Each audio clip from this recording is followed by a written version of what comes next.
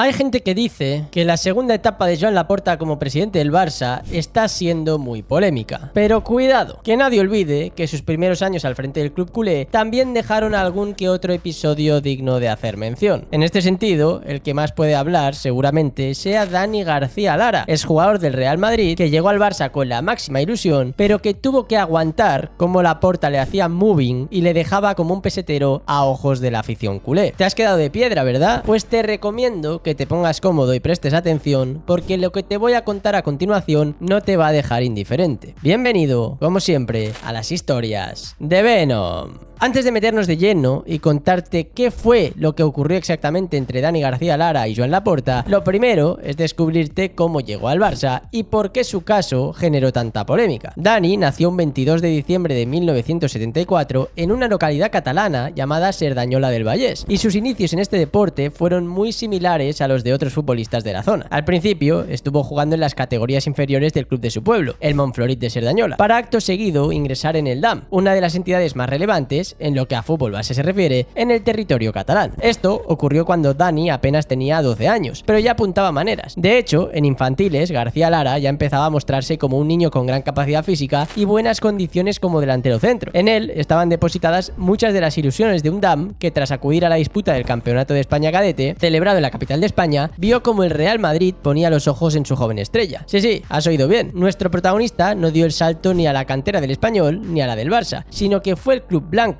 y más concretamente Paco Gento, el que le dio a Dani García Lara la gran oportunidad de toda su vida. Y es que el precoz delantero brilló con luz propia en aquel torneo y Gento no se lo pensó dos veces. El mítico futbolista del Madrid convenció a los responsables para que aquel chaval de 15 años cambiase los campos de Cataluña por la Ciudad Deportiva Merengue, y terminó saliéndose con la suya. Es más, muchos elogiaron posteriormente aquel empeño de Gento, porque Dani García Lara siguió creciendo a pasos agigantados en los equipos inferiores del Real Madrid. Fíjate hasta qué punto fue así que hubo entrenadores dentro del Madrid quien le llamaban el sucesor de Van Basten. Dani estaba viviendo un auténtico sueño que cada vez iba haciéndose más y más grande, puesto que llegó a ser importante en el filial y terminaría debutando con el primer equipo merengue un 5 de febrero del año 1994. Pero esta progresión se vio frenada porque en el Real Madrid ya convivían delanteros de la talla de Zamorano, Raúl y Alfonso, por lo que no había hueco ni minutos para nadie más, y menos para alguien sin experiencia. Esta situación derivó en un fichaje por parte del Real Zaragoza. En el conjunto maño, ayudado con otros jugadores de gran calidad y pasado madridista como Morientes, Dani García Lara sí supo asentarse en el fútbol profesional y hacer que el Real Madrid ejecutara la opción de recompra que en su día se había guardado bajo la manga. Sin embargo, una vez más, su paso por el primer equipo blanco tuvo muchas más luces que sombras. Sí, Dani García Lara puede presumir de haber formado parte de aquella plantilla liderada por Jupp Heynckes que conquistó la 7ª Copa de Europa para los blancos, pero su aportación fue prácticamente testimonial, ya que apenas disputó 90 minutos a lo largo de aquella temporada. Así que al término de la misma volvió a hacer las maletas para recalar ahora en un Mallorca que le serviría como trampolín para su próximo gran reto. En el club bermellón, Dani hizo historia al lograr 2 de los 3 goles que los mallorquines le endosaron al Barça de Luis Van Gaal en la final de la Supercopa de España de 1998, lo que supuso el primer título para un Mallorca que se tomaría la revancha de lo ocurrido meses atrás en la final de la Copa del Rey. Futbolistas como Figo, Luis Enrique o Rivaldo no pudieron contra García Lara y sus compañeros, quienes sobraron una gesta que coparía las portadas de toda la prensa deportiva nacional. El delantero catalán había comenzado de dulce una etapa que le condujo a la selección española, a marcar el gol más rápido en la historia de Primera División Española hasta la fecha y a firmar tantos que hicieron soñar al mallorquinismo, como el que consiguió en la final de la Recopa de Europa frente al Lazio. Dani García Lara acababa de completar la mejor actuación de su carrera deportiva, despertando el interés de muchos otros clubes, pero una vez el Barça y Van Gaal llamaron a su puerta, no se lo pensó dos veces, al igual que Eusebius Núñez. El presidente culé pagó 2.500 millones de pesetas para que Dani García Lara se convirtiera en uno de los grandes fichajes del FC Barcelona de cara a la temporada 99-2000. Vale,